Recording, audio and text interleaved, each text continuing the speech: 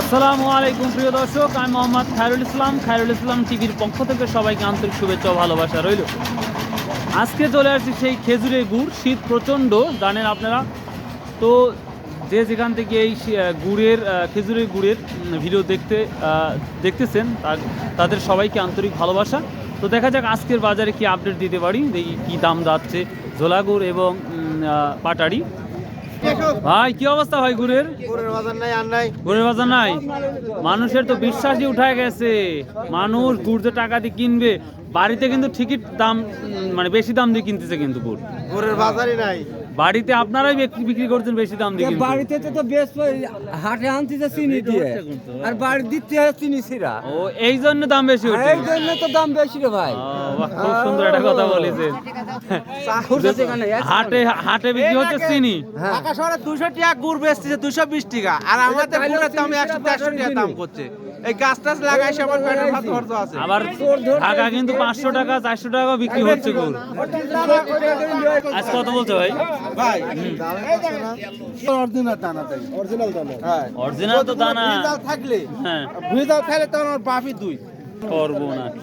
প্রিয় দর্শক, এই গুড়টা 100% খাঁটি।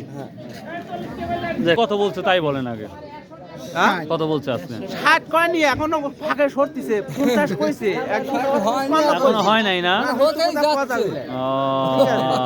আচ্ছা ঠিক আছে। আর 5টা টাকা তো দিবিলে, তো মানে কিনবি হলো। দর্শক একটা কথা বলে থাকি যে কিনবি এই খারাপ গুড়ের মধ্যে ভালো গুড় আসলে ওই খারাপ গুড়ের মতনই দামটা বা চাহিদা হয়ে যায়। আর মানুষের মধ্যে যে কনফিডেন্স, ওইটা হারিয়ে ফেলছে এই খেজুরের গুড়ের বাজারে, যেটা আমি লক্ষ্য করছি। ভাইয়া আজকে কি অবস্থা ভাইয়া বাজার? আজকে তো বাজার একটু বেশি। আজ একটু বেশি না?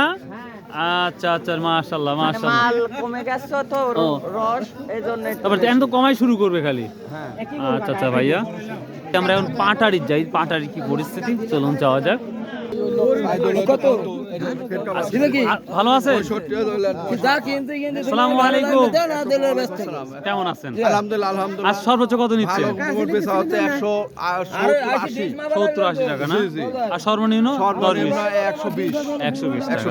আচ্ছা ঠিক আছে। ও চিনি আলা না? 165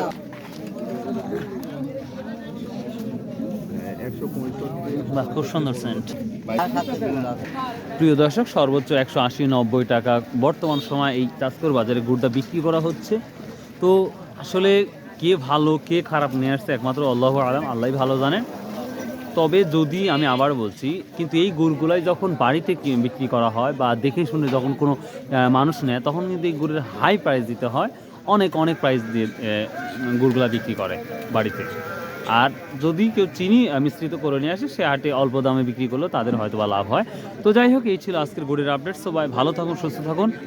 আসুন ভাই সত্য কথা বলি, আর ভাই প্লিজ চ্যানেলটাকে সাবস্ক্রাইব করে দিন ভাই, প্লিজ।